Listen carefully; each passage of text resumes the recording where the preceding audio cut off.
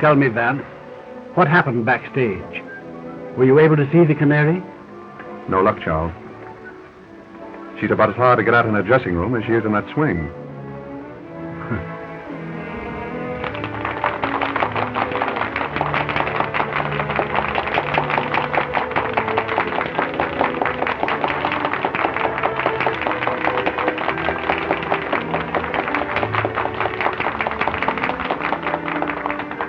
If you want an idea of what I ran into back there, let me point out a few of her admirers.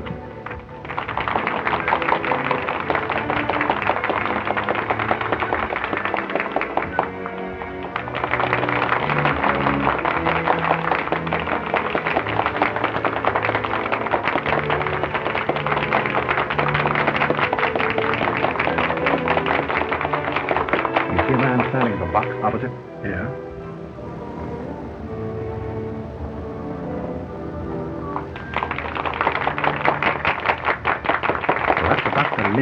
Oh.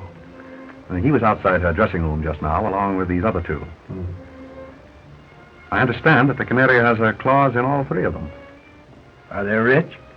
Oh, naturally. Well, then what does she want with my son?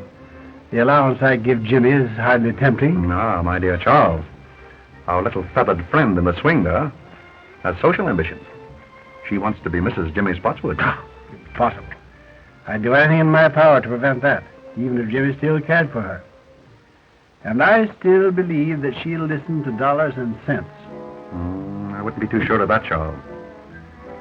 As you know, I've more or less made a hobby of crime and the criminal. That girl is no ordinary blackmailer. I'm firmly convinced that she'll stop at nothing to marry Jimmy. But Jimmy won't have her. I tell you, he has really come to his senses. Another girl? Yes. Well, you know her. Alice. Oh, yes, of course. A very nice girl, too.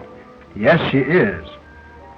Vance, I'm afraid that I'll have to use my own judgment in this matter. I'm going to see this Canary at her apartment as soon as possible. Well, very well, Charles. But, act quickly. Oh, I know you'll smile, but... You know, I have a strange premonition that the Canary is headed for disaster.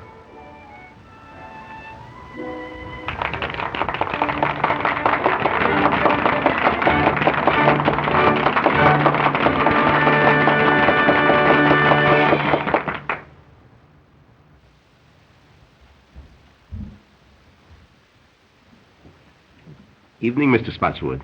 Hello there. Shall I announce you to Miss Odell? No, don't bother. That's perfectly all right. Very well.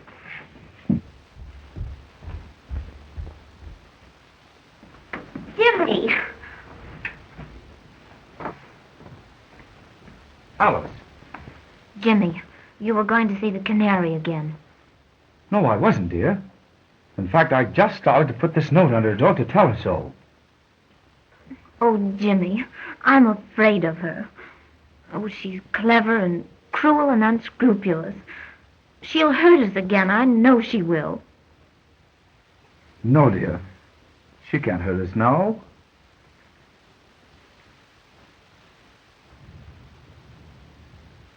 Hey, boy, will you announce my name? Never mind. Yes, sir. Hello, Jimmy. Why, hello, Dad. Good evening, Alice. Good evening, Mr. Spotswood. You know, I'm delighted that you and Jimmy have made it up again. Thank you. You know, I'm going to try to show you that all showgirls aren't like, well... Like the Canary, eh? Yes. Yes, I want to talk to her. Do you suppose she's home yet? I suppose so. No, Dad, you're a regular guy for helping me on this thing. You know, if the Canary ever came between Alice and me again, I don't know what I'd do. I don't know what I'd do. It's all right, Jimmy. I'll do everything I can. Shall I go along with you? No, I can handle this better alone. I'll send in my name now.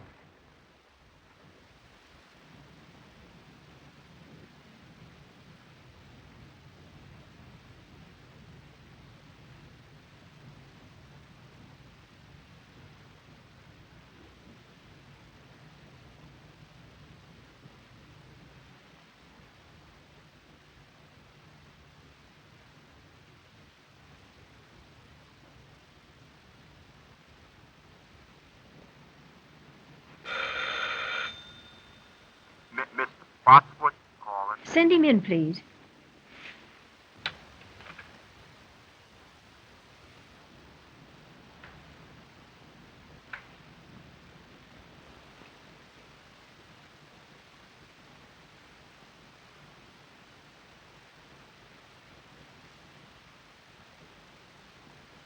Good evening, Miss Odell. Good evening.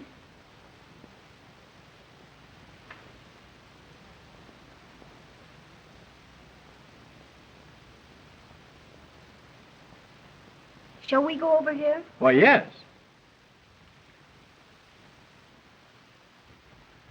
Will you sit down? Thank you.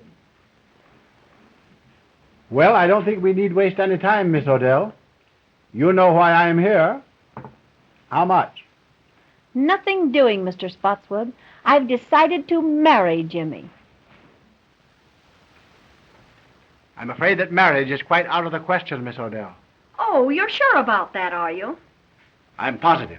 Well, how would you like me to tell the world about Jimmy's embezzling from your bank? What? You heard me. You know, Jimmy has a weakness for writing letters, and I have a weakness for using. If Jimmy did write you a letter, you'll tear it up. Now, before I leave here.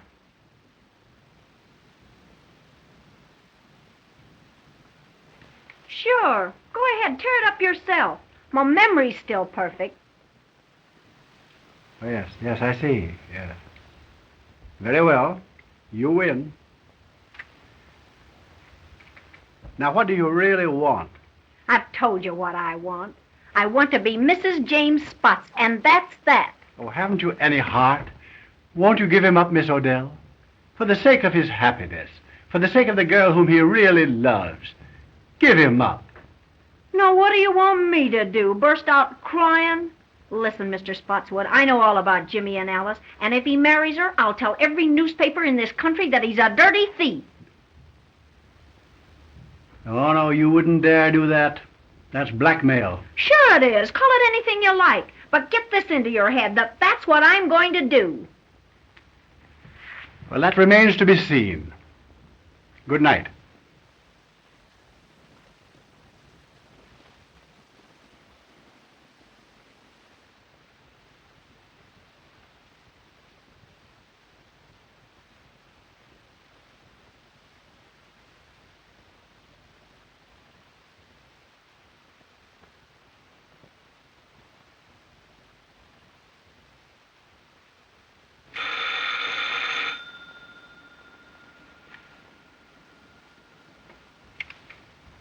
Mr. Cleaver, please.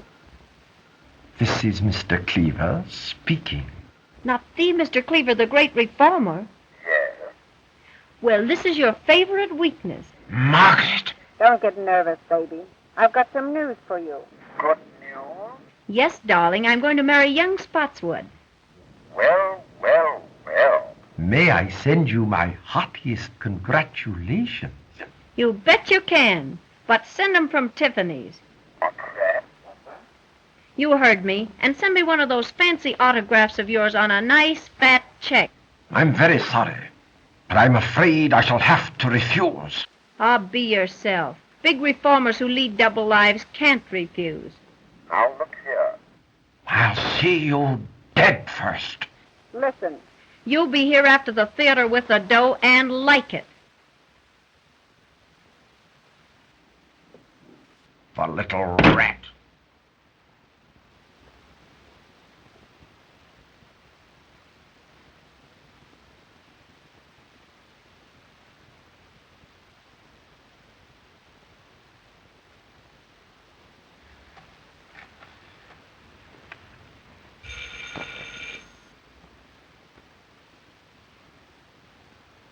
May I speak to Mr. Louis Mannix, please?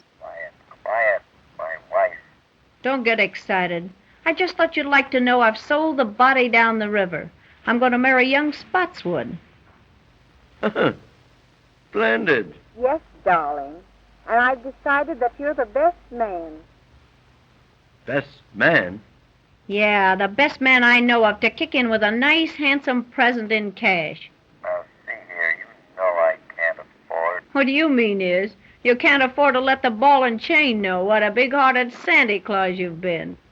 Now, look here, I've told you what I'd do to you if you ever got to The wife? Forget that bunk.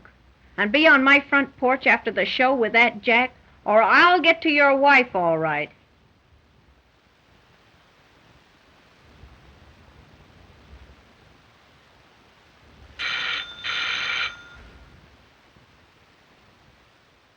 It's Dr. Lindquist speaking. Oh, yes, Dr. Lindquist. How would you like to do me a little favor? Why, certainly, Margaret. I'd do anything for you, you know. How would you like to go jump in the lake? Oh, Margaret, don't joke with me. I'm not in the mood for it. Ah, get wise to yourself. I'm through with you. You give me the willies. I warn you, Margaret. I'm desperate. If I can't have you, no other man shall ever have you alive.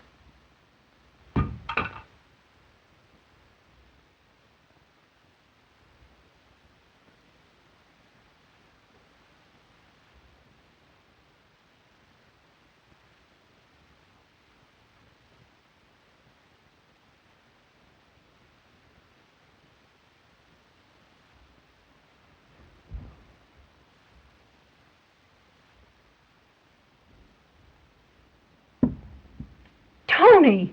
In person, baby. How's my little squaw? I thought you were still in jail. Well, I got tired of the big house, Mrs. Skeel, so I dropped in to see my little wife. I'm not your wife. How come? I divorced you 6 months ago. Yeah? Listen, baby. A little thing like a divorce don't mean anything to me. I heard you taking those suckers down over the phone. And I'm in and in on the works. 50-50. You big crook. You're not in on this one. Don't, you big heel. Say, I ought to bump you off. You're doing your swing for it. Yeah? Well, maybe it'd be worth it. Now get this. I'm in on this racket. I'll be back for my cut. Yeah? Try and get it.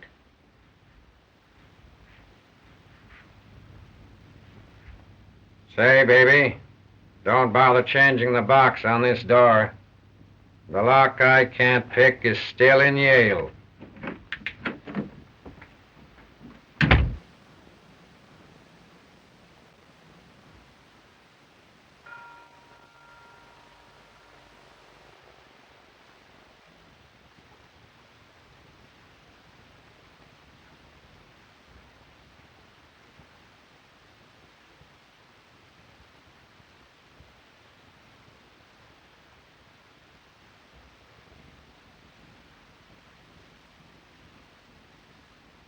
Miss Odell, may I see you for a few moments, please? It won't get you anything, but come ahead. Thank you.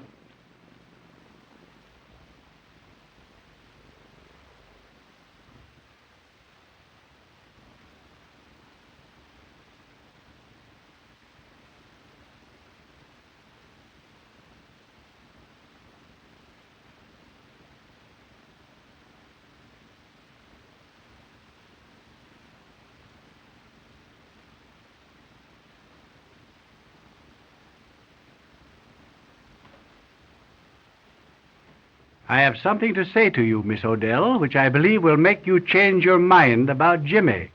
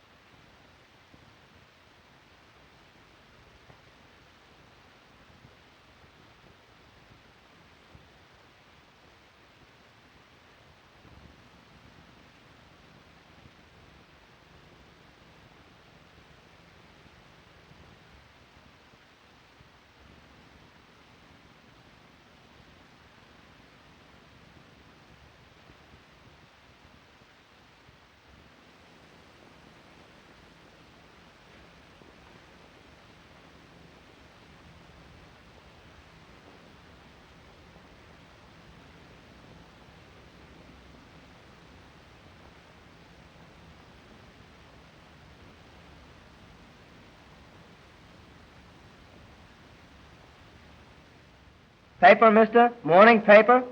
No. No. No.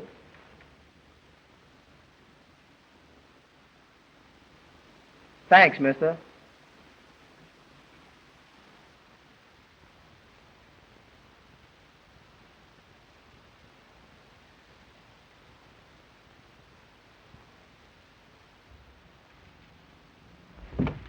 Very well, Miss Odell. That suits me perfectly. Think it over tonight, and I'll come for your answer in the morning. Good night.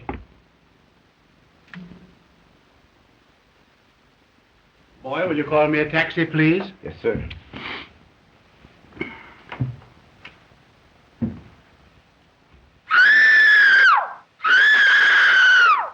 Well, what's that?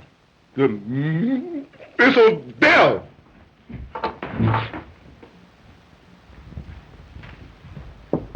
Miss Odell, what's wrong? Something startled me, Mr. Spotswood, but I'm all right now. Are you sure you're all right? Yes, quite sure. Run along home and come back in the morning. Oh, very well, then. I'll see you in the morning. Good night.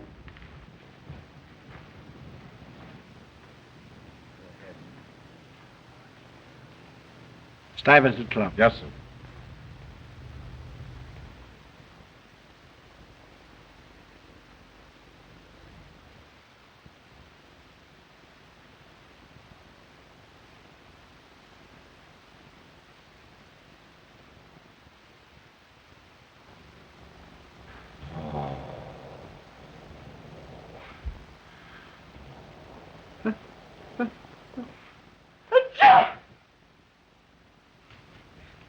Say, fella, what's the big idea in you coming in here late? Who, me late? Yes, you late. I've been here for an hour. I don't want that stuff. Well, I've been here. I beg your pardon. Mr. Spotswood, calling on Miss Odell by appointment.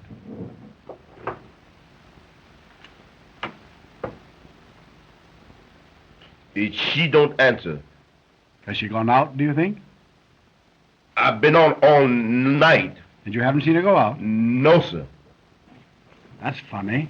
Do you suppose she can be ill?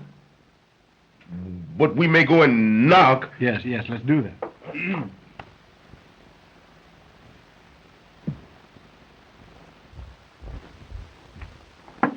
Miss Odell. Miss Odell, are you ill? No. What's the matter? Something has happened. Go get your pass key. Yes.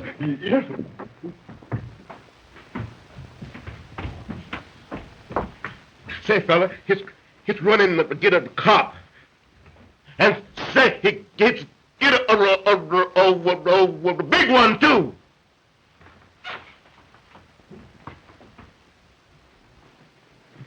You better let me have that.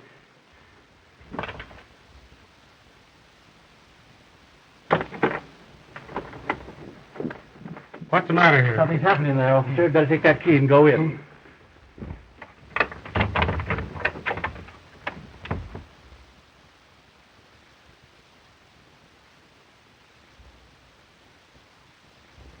He's dead.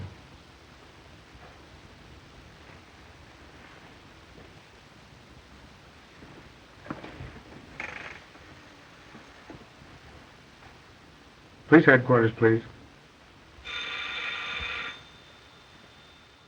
Patrolman Cassidy speaking. There's a woman dead at 184 West 71st Street. It looks like murder. Okay, Cassidy.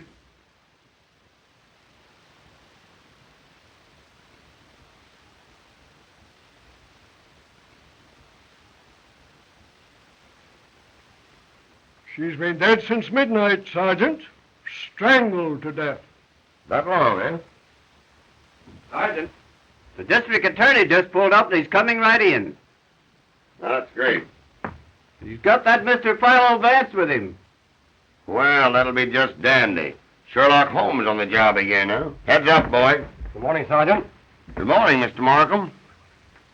Well, hello, Mr. Vance. How are you, Sergeant? Fine. Haven't seen you since the Green murder case. Quite right. Oh, good morning, Mr. Spotswood. Good morning, Mr. Markham.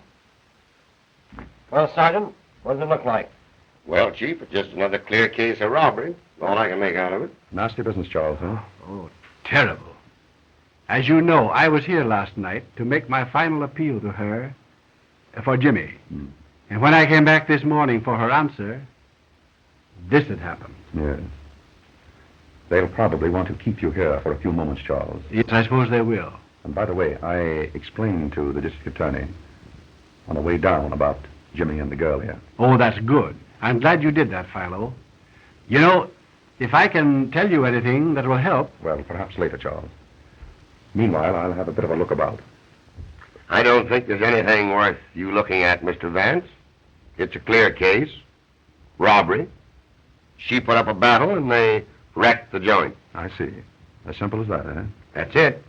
Well, just the same, Sergeant, if you don't mind, I think I'll have just one little look. Surely, Mr. Vance. Go right ahead. Make yourself perfectly at home. Thank you, Sergeant. Excuse me, Mr. Policeman. When do we sleep? Now, you get this, sonny boy. You'll go for a long sleep unless you button up that big trap of yours. Yes, sir. Sergeant, Yes, Chief? any fingerprints? Well, so far, no. I'll tell you this job was done by an expert. It's perfect. Yes, that's just the trouble. What's that? It's too perfect. Well, that's a little over my head, Mr. Vance. Just what do you mean by too perfect? Well, Sergeant, what usually happens when a heavy lamp like that is knocked off a table? Well, I don't know, but I'll bite. What does happen? It usually smashes, doesn't it? It might. Well, look at that one.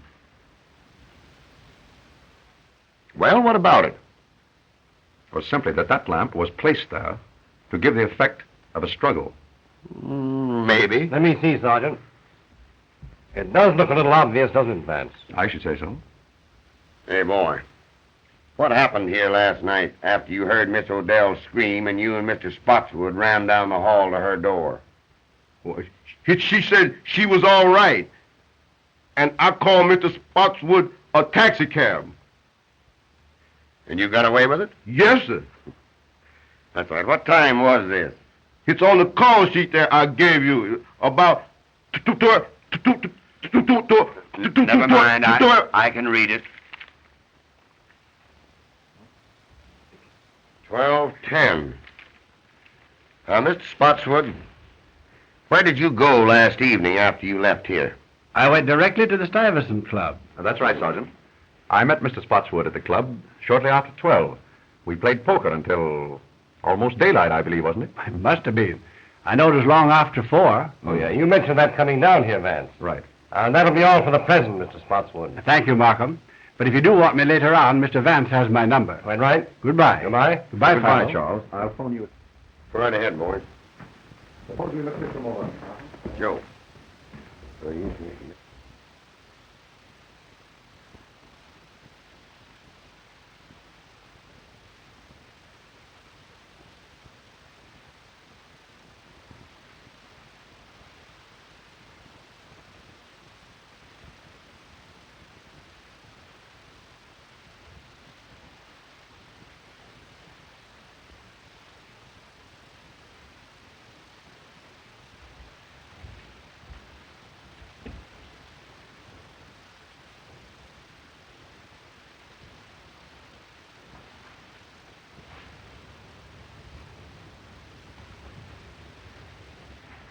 Oh, Sergeant, would you step over here for a moment, please?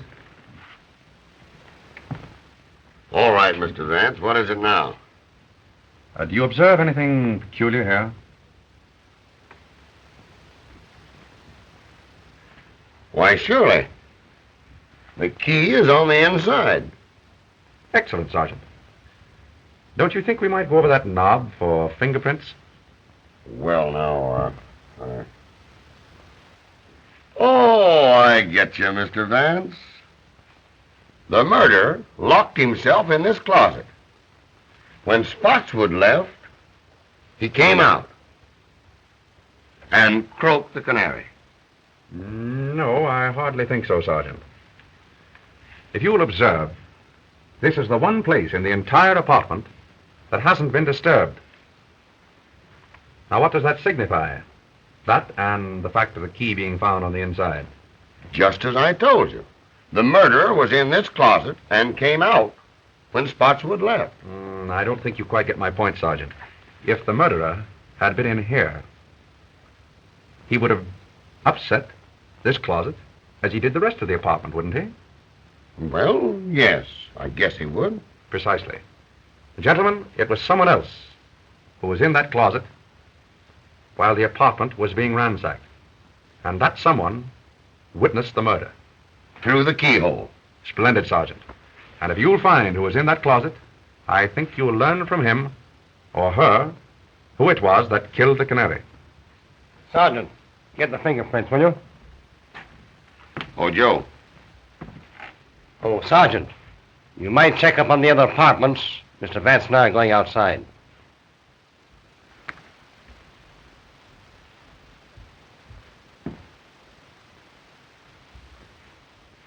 You, come here. Yes, sir. Who lives in that apartment there?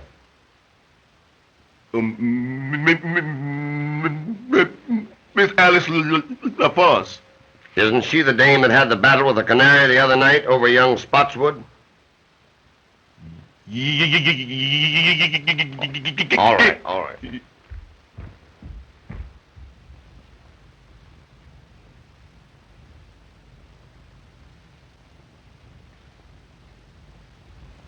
Impossible to get in here. I'd say so. Well, what's this?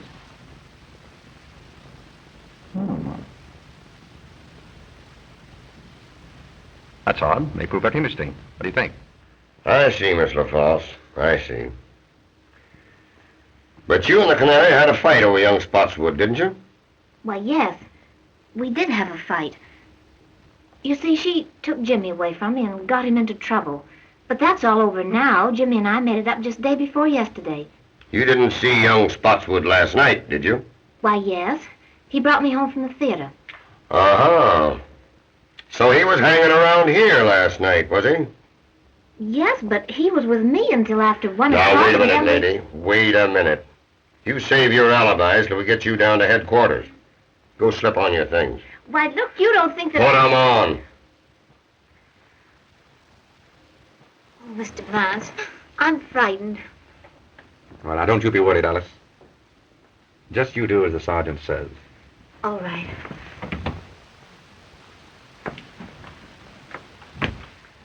You know, I'm beginning to question this robbery theory, Mr. Vance. You and I were right. Oh, yes. Why, I can see plainly that this murder is all mixed up in a love pact. You know, Chief, I think we'd better round up this young Spotswood and give him the works. What do you say? Quite right, Sergeant. Markham, I'd like you to add a few names to that list, if you don't mind. The men I mentioned on the way up here. Dr. Ambrose Lindquist, John Cleaver, and Louis Mannix.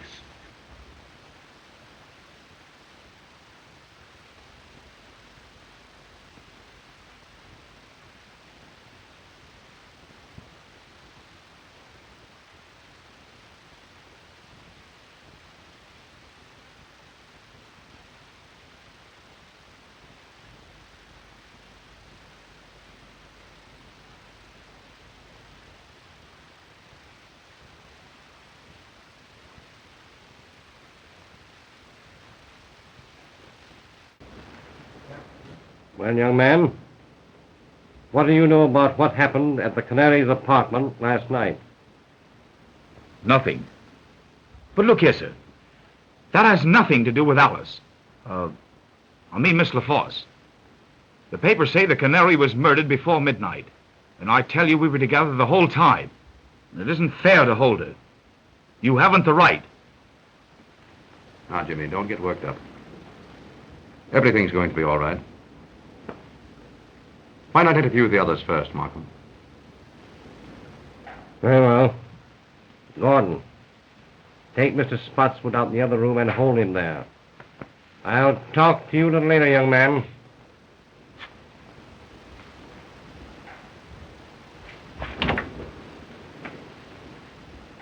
Theo.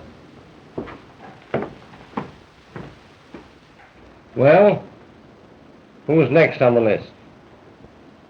Mannix.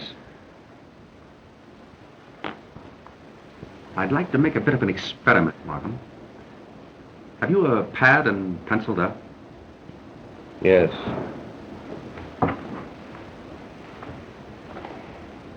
There you are. You have that newspaper handy? Yes, right here. All ready? All right. Good morning, Mr. Vance. Good morning. Mr. Markham. Good morning. Will you please take a seat? Thank you.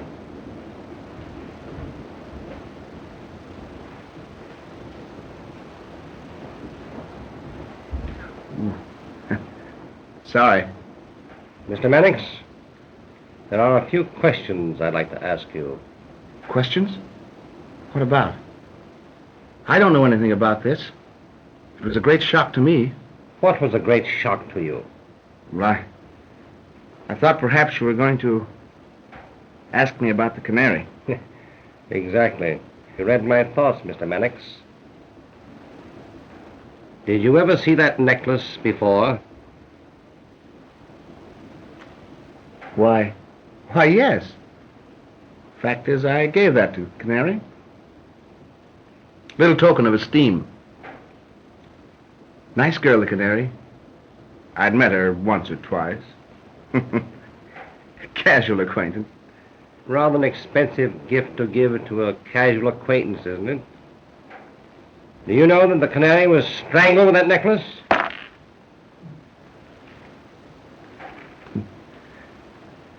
Most remarkable. Unfortunate, I should say. Where were you last night between 11 and 1 o'clock? Between 11 and 1? Yes. Let me see. Why, I was home. I went to bed about 10 o'clock. Tired out. You understand. Pardon me, Mr. Mannix.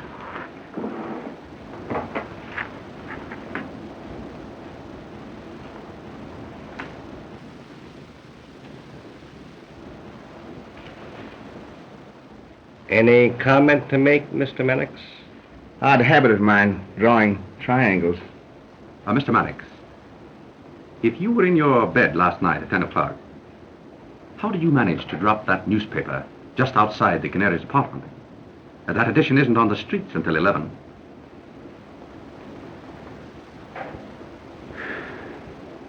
Well, you've caught me. I'll tell the truth. It's always best to tell the truth, especially when there's no reason to lie. It was like this. The Canary called my home at dinner time last night. Most embarrassing. Mrs. Mannix was with me. I had omitted to tell my wife about the Canary. She wouldn't have understood. The Canary told me that she was going to be married and wanted to see me. Said that I should come to her apartment at 11 o'clock. Well, I couldn't argue over the phone. The missus was listening. So I said, all right. So at 11 o'clock, I went to the Canary's apartment.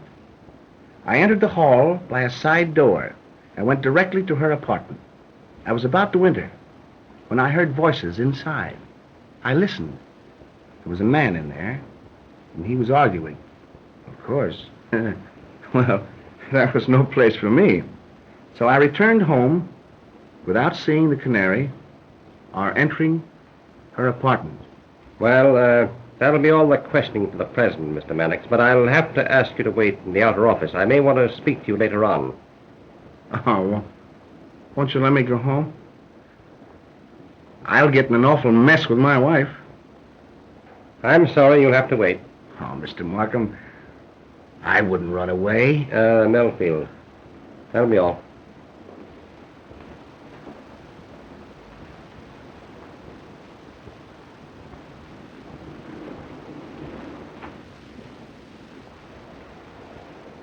Mr. Markham, You gotta help me square this with my wife.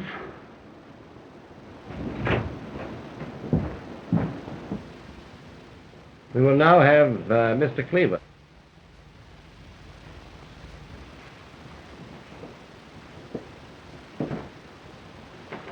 Good morning, Mr. Cleaver. Good morning, Mr. Markham. Can I do anything for you? Will you please have a seat? Mind if I smoke a cigar? Well, please do.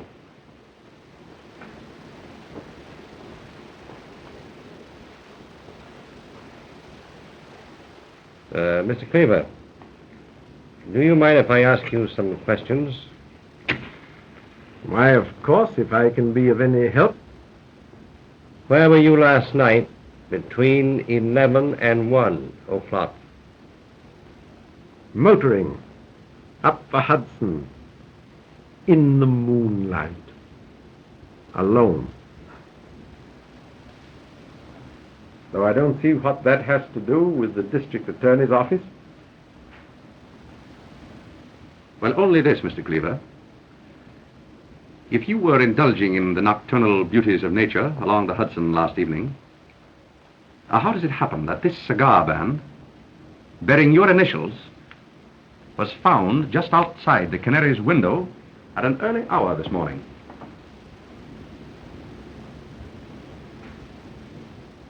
Well, if I was passing the Canary's apartment, you can't twist that into a crime. Oh, then you did pass her apartment.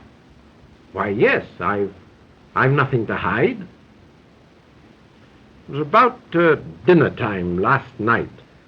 The Canary phoned to me. Oh, of course, my acquaintance with her was wholly in my line as social reformer. I'd hoped that she was going to leave her immoral life and marry and settle down and be a good woman. And you kept the appointment? Yes. Yes and no. I was a little late.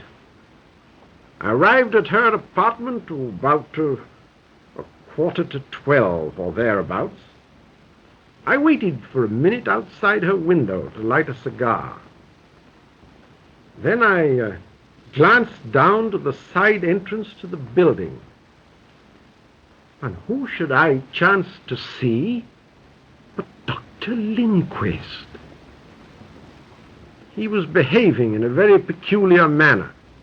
Seemed to me very queer, very mysterious. I didn't like it, so I made up my mind not to see the Canary again. And I turned, walked back home. Now, that's all I can tell you. I'm a busy man, and I hope you'll excuse me. I'm very sorry, Mr. Cleaver, but I'll have to ask you to wait in the outer office. I might want to question you again. You mark my words, Markham. You'll be sorry for this. Well, I'll take my chances, Mr. Cleaver.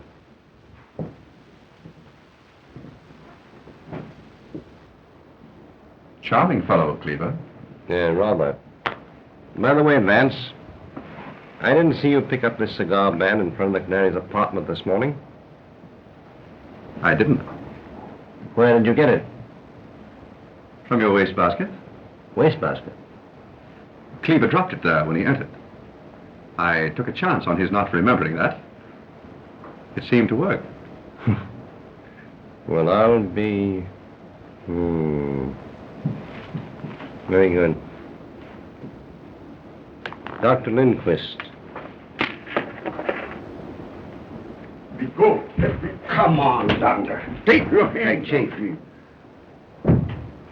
We caught Dr. Lindquist just as he was leaving town. It's a lie.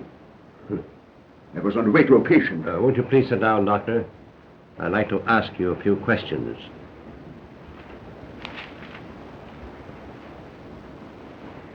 Doctor, where were you last night between 11 and 1 o'clock? None of your business. It is some of my business. You were seen coming out of the Canary's apartment at midnight. Liar! Not so fast, Doctor. Calm yourself, Doctor.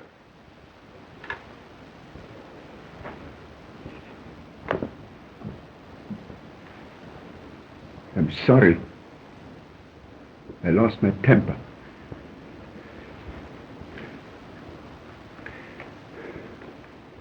I'm under a terrible strain. I loved the Canary dearly. And I'm terribly upset. Do you know that the Canary was strangled with that necklace?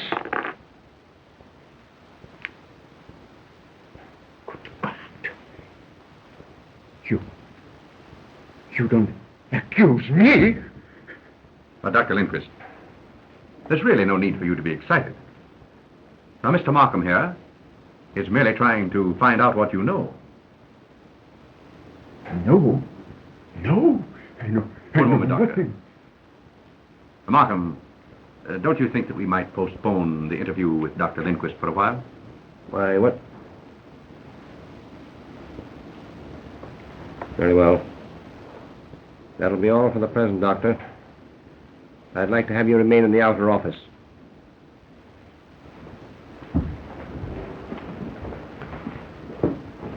Come on, Doctor.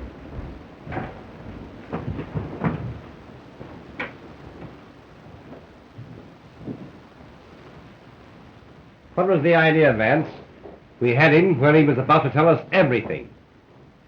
Well, on the contrary, Markham, in his present extremely excited condition, I very much doubt if he would have told us anything.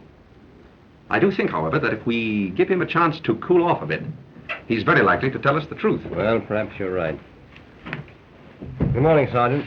How are you, Sergeant? Good morning, Chief. Hello, Mr. Vance. Take a slant at those. There's the Canary's jewels. They were found in an ash can about a block from her apartment this morning.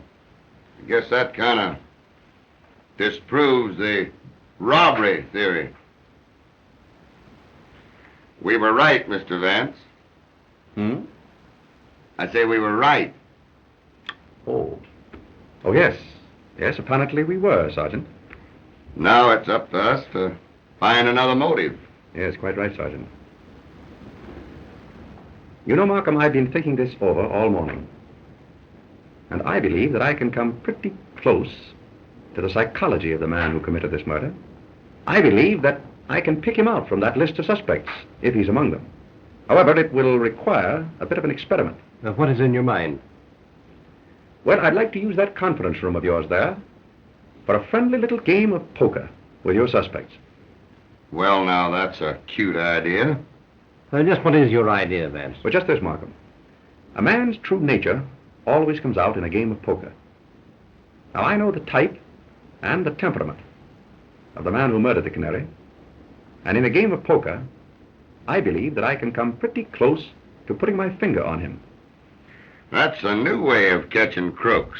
Take it easy, Sergeant, will you please? Well, go ahead, Vance. The experiment can do no harm. Quite right. Now, I'd like to have the sergeant's help. Well, I'd be very glad to help you, Mr. Vance. As long as you don't try to hang the murder on me. Sergeant, will you take Mr. Vance's orders, please? Okay, Chief.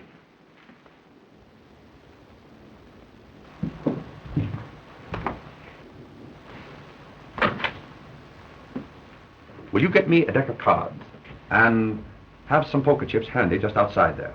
That's easy. Then bring in the suspects and impress upon them that they may be detained here for quite a while, possibly 2 or even 3 hours. Well, that's okay, Mr. Vance, but how are you going to get these suspects into this poker game without it appearing phony to them? Well, Sergeant, I rather think that the power of suggestion will take care of that. Oh, power of suggestion. Exactly.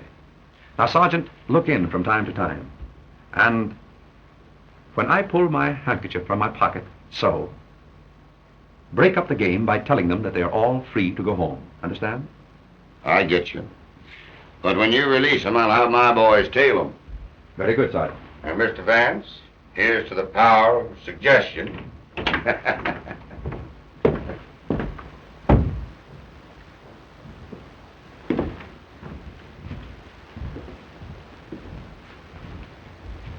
Jimmy?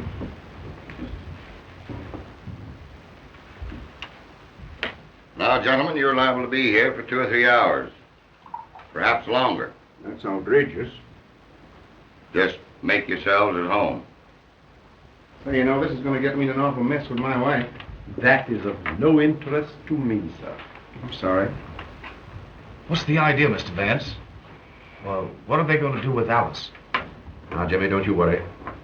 Nothing's going to happen to Alice. Say, Mr. Vance, you know, this is going to get me in an awful mess with my wife. My wife's a wonderful woman and all that, but sometimes she just doesn't understand me. The last time I was a little indiscreet, it cost me a fur coat. I hate to think what this is going to cost. So don't you think if you put... Oh, I beg your pardon, I'm sorry. Mr. Vance, you haven't got an extra pack of cards, have you? I'm sorry, Mr. Mannix, but you're welcome to these. Oh, no. Thanks, just the same. I wish we could play a little cards. Say, that's a good idea. How about poker? I'm agreeable. What about the others? Dr. Lindquist? Oh, anything to pass the time. Mr. Cleaver? Well, as a rule, it's against my principles, but I suppose on an occasion like this one can relax a little. Just draw up chairs, gentlemen. Thank you. Sergeant, how about some poker chips? Surely.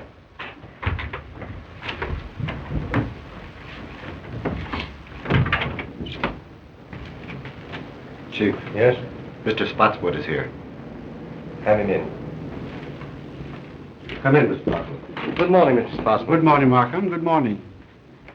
I say, Markham, what are you holding Jimmy for? Surely you're not accusing him. No, of course not. We're simply trying to find out what he knows, that's all. Oh, yes. Where is he now? Why, in the other room there with Vance. May I see him? Why, certainly. Of course you could. Vance, Mr. Spotswood is here. Oh. Hello, Dad. Oh, hello, Jimmy. Good morning, Charles. Good morning, Philo. Dad, what are you doing here? I came to be with you, Jimmy, while you're detained. Oh, by all means. We've just started a little game of poker here, Charles. Would you like to join?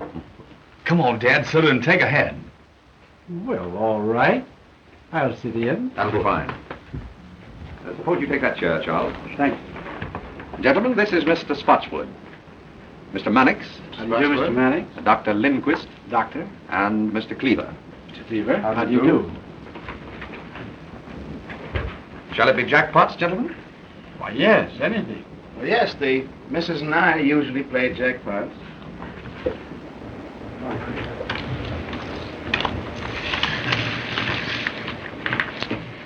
Cards? 3, Mr. Vance, please.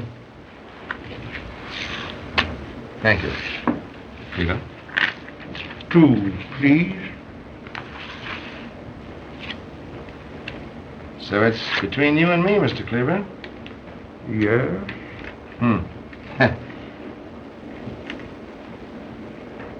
I'll bet a white one.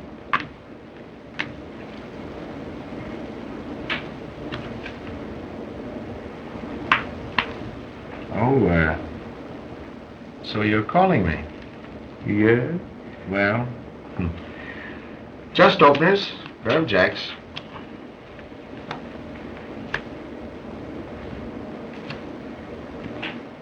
Three aces. Oh. So you called a one-chip bet with 3 aces.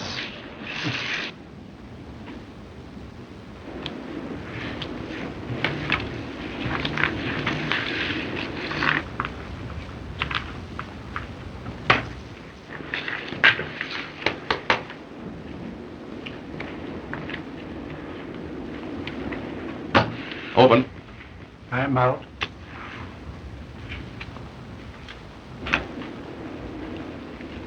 Dealer passes. How many, Mr. Vance? 2 cards, please. Mr. Mannix? I think I'll play these.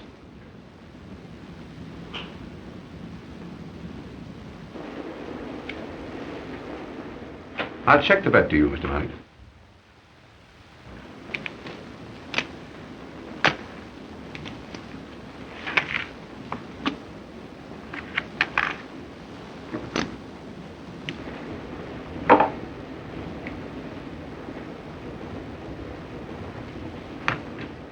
Calling. 9, 8, 7, 6, 5. And they're all spades. You bet on a sure thing, Mr. Mannix, huh?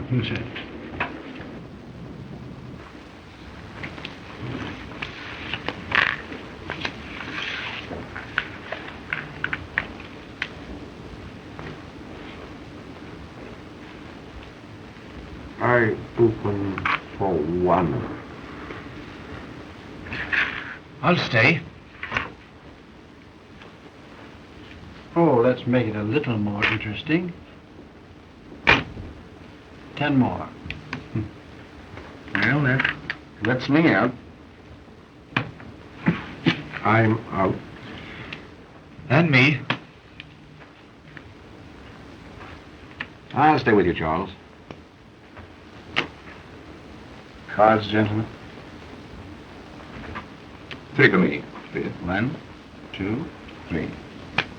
Mr. Spotswood? I have plenty.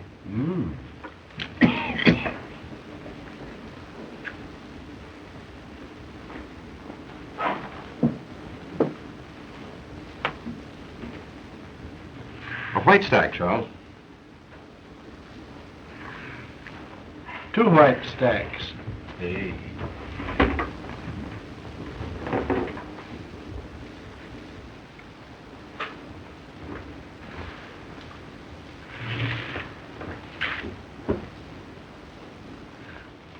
Up 2 chips, Charles. 2. Oh, you want me to do the betting, eh? All right.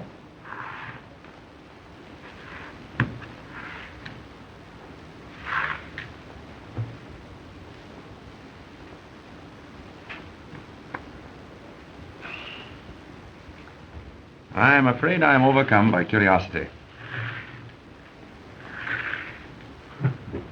What have you?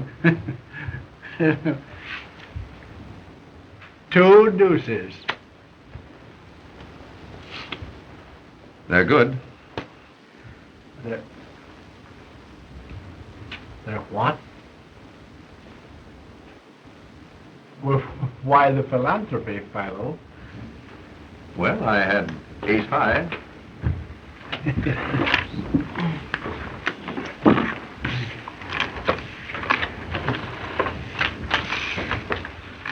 Pardon me, Mr. Vance. Could I speak to you a moment? Excuse me, please. You've traced the fingerprints down, and this is the bird that was in the closet and saw the canary murdered. Gentlemen, here is the man who was in the canary's clothes closet and who witnessed her murder. Well, I shouldn't like to be the man he saw. Thank goodness he didn't see me through the keyhole. So that man witnessed a murder.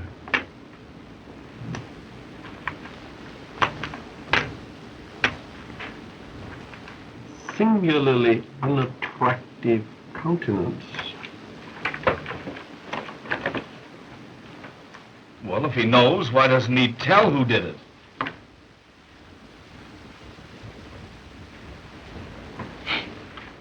Gentlemen, I've been instructed by the district attorney to inform you that you're all free to go home. Thank goodness for that. I wonder what the wife will say. Has anyone a fountain pen, please? There's mine. Oh, thank you, sir.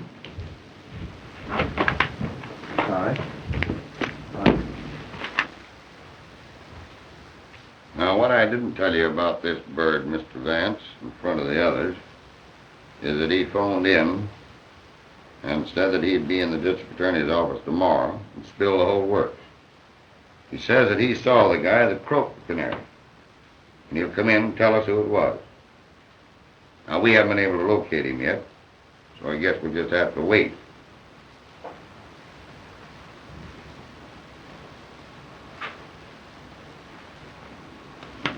Well, Sergeant, that takes the matter out of my hands.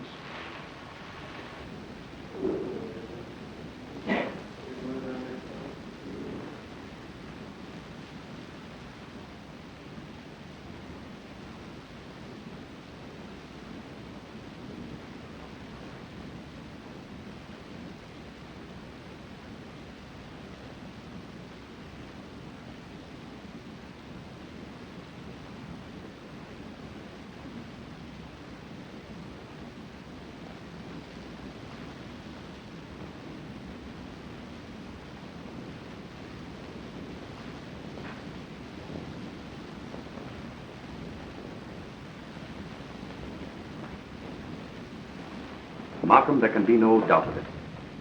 The same person who strangled the canary strangled Skeel. This new murder was done to cover up the first. Skeel was obviously blackmailing the canary's murderer. He threatened to inform the police of what he had seen through the keyhole of the closet.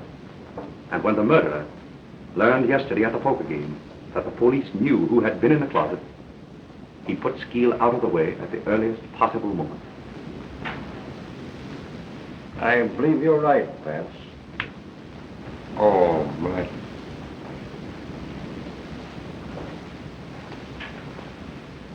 Did any of the suspects get away from your men last night? We never lost sight of Lindquist, Mannix, and the girl. But young Spotswood and Cleaver gave us the slip. That'll be all. Okay, Chief. Vance?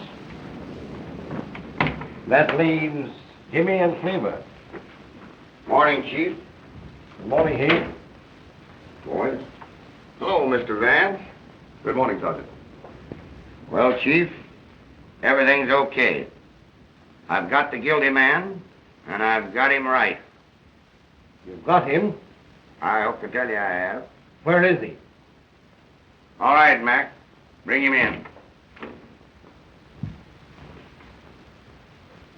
Mr. Vance, Jimmy. this fool arrested me this morning at breakfast for the murder. Why, it's just like shooting fish in a tub, Chief. I've got all the dope, and I've got it down pat. Motive and everything. Now, this Dame Alice croaked the canary, jealous because she'd stolen her fellow. The kid here bumped Skeel off to shut his mouth and to protect the dame. It's a lie. That isn't all, Chief. I've got the evidence. And it's not psychology, Mr. Vance. Mr. Vance, he lies. He hasn't any evidence he couldn't have. Just a minute, Jimmy. Sergeant, what is your theory? Well, I don't go on theory. I use cold facts, Mr. Vance. Now, you wait a minute. Did you ever see that pen? Yes. It's mine. You bet your life it's yours. Take a look at that pen, Mr. Vance. Chief? Well? Now listen to this. This morning I found that pen on the floor there by the table where Skeel was murdered. And the kid here admits that it's his.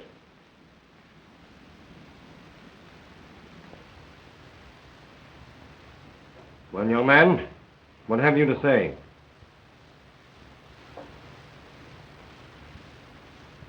Yes, I killed them. Both of them. I guess that does it, Chief. We've got him in a sack. Now, this Dame Alice... Wait a minute. You've got what you wanted. Now, take me out. Take him away, Mac.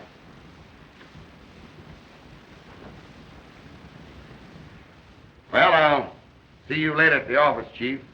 All right, Heath.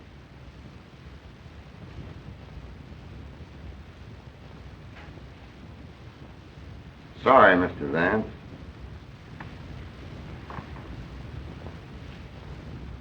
Well, Vance, I guess that closed the case.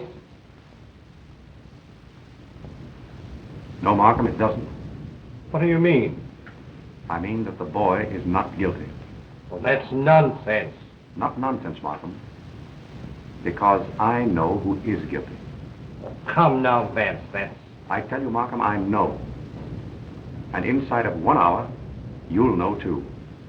I'm going to telephone at once to the real murderer and have him come to the Canary's apartment.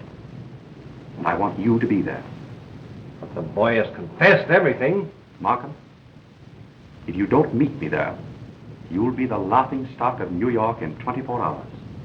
Because I'll have the confession of the real murderer. Well, all right, Vance, if you want it that way. I'll be there.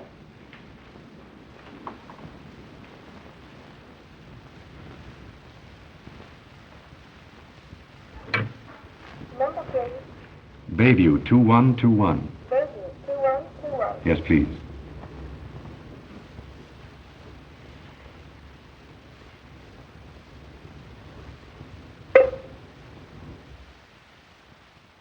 This is Philo Vance.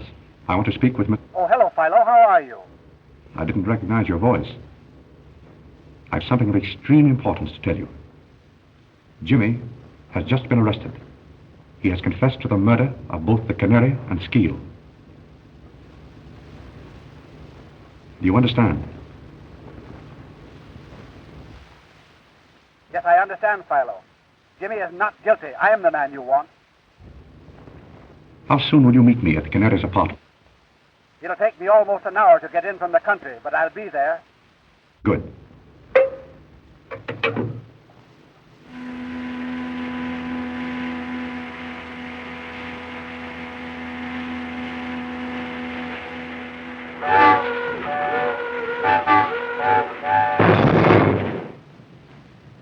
It's been over an hour now, Vance.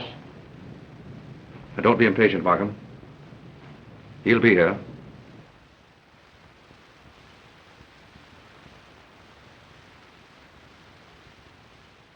Who is it you're expecting? You wouldn't believe me if I told you. And I must admit that without his confession, I haven't a shred of real proof to offer you.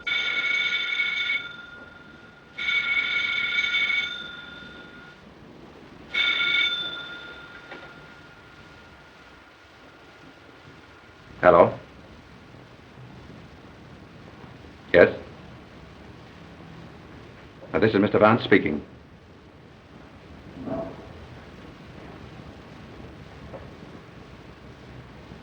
What? Yes. All right. What is it, Vance? Spotswood has just been killed in a motor accident. Spotswood killed?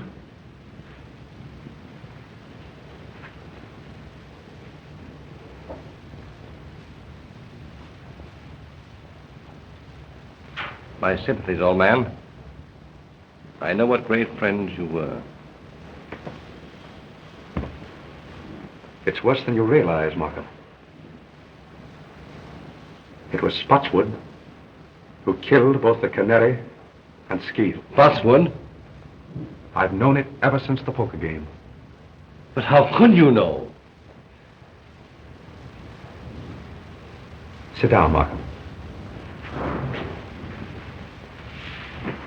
It wasn't really so difficult. Remember, the man who committed this particular crime must have had certain definite qualities. A mind capable of working out a well-planned and brilliant course of action. Willing to take a desperate chance and see it through. Now consider the men in the game.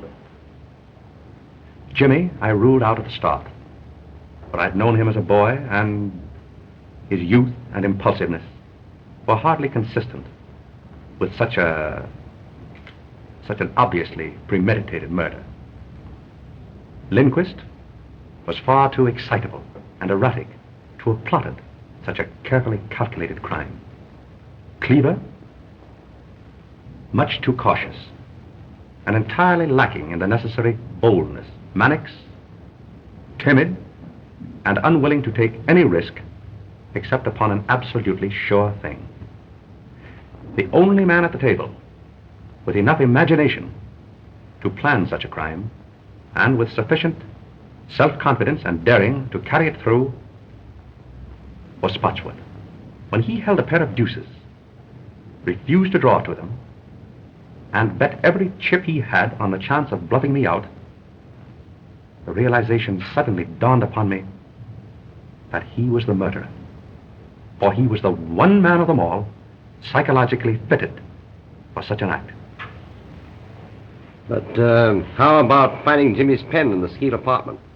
I borrowed Jimmy's fountain pen after the poker game. My hypothesis is that in the confusion, Spotswood put the pen into his own pocket, and that Jimmy saw him do it. That is why Jimmy made his confession, to shield his father. Yes, but against all that theory, Vance, we have certain definite facts. Now, for instance, Spotswood left the Canary's apartment while she was still alive. He talked to her through that door. The hall boy, looking through the keyhole, saw the Canary lying on this sofa smoking a cigarette. Spotswood then went away and spent the rest of the evening with you. True. And yet I know he committed the murder.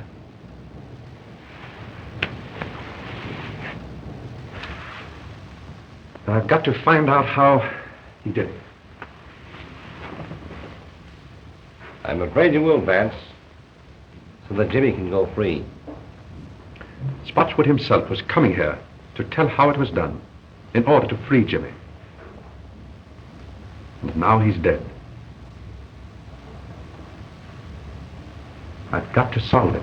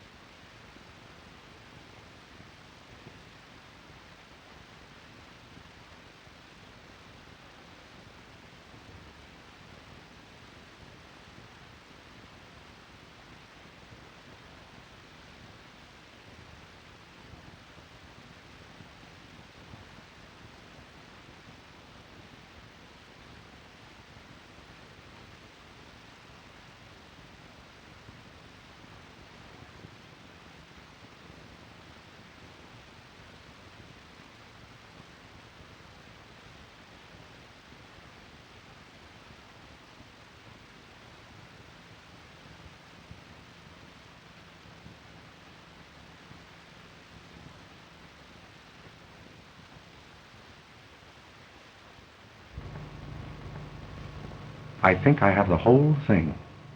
Now follow me closely. The canary was lying there. Spotswood, let us say, was standing here, making a final plea for his boy, which met with an absolute refusal.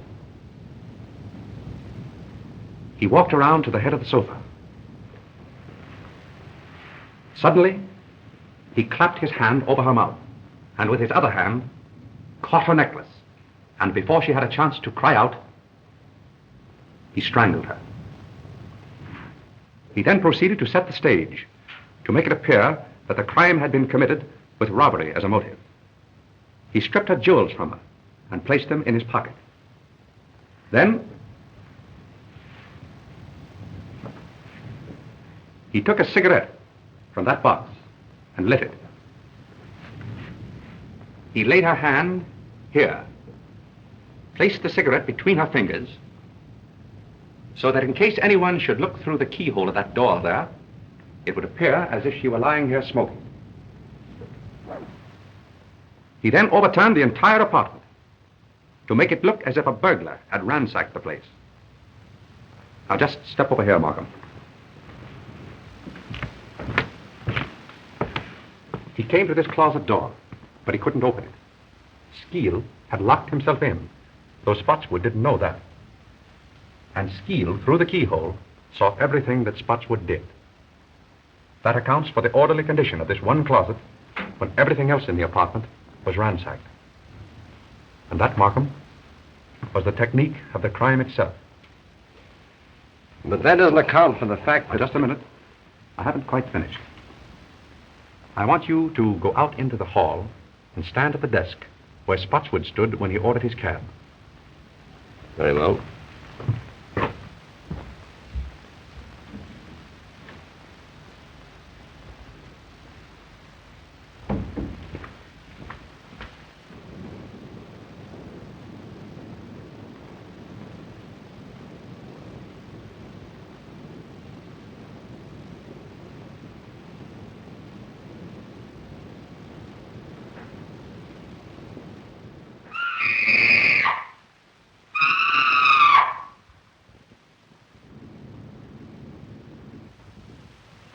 Startled me, Mrs. Spotswood. But I'm all right now.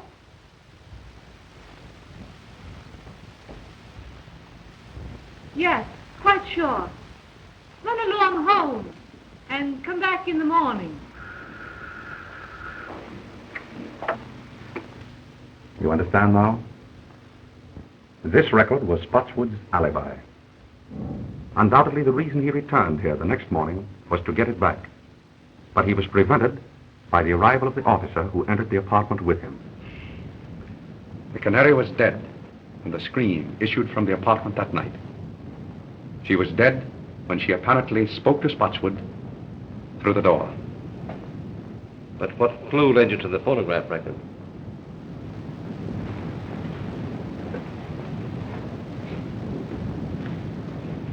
It was this magazine.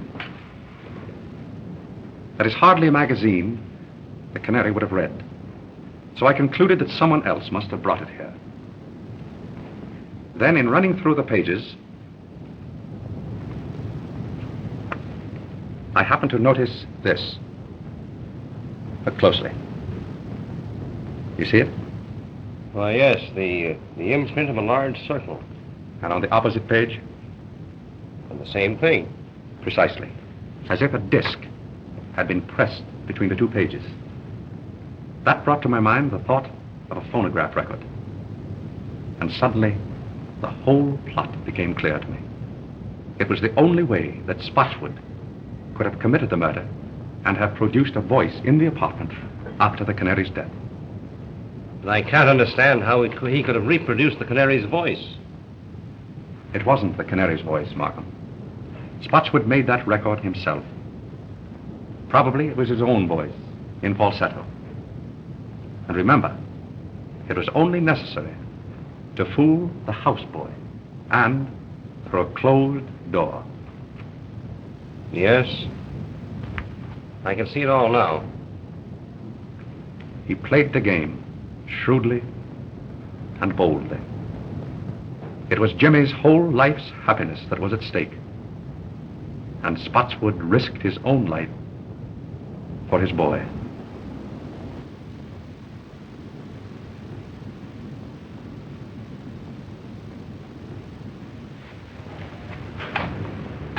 Goodbye, Mr. Vance. You'll never know how grateful we are. Goodbye, my dear. I wish you great happiness. Oh, thank you. Goodbye, Jimmy. Your happiness will come. Thank you, Mr. Vance. I can't say any more just now.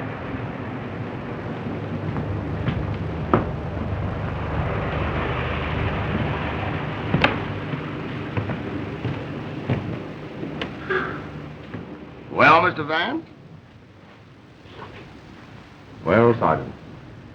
I guess we put it over again. Right you are, Sergeant. Many thanks. Well, I'll be seeing you later. Goodbye. Goodbye, Sergeant.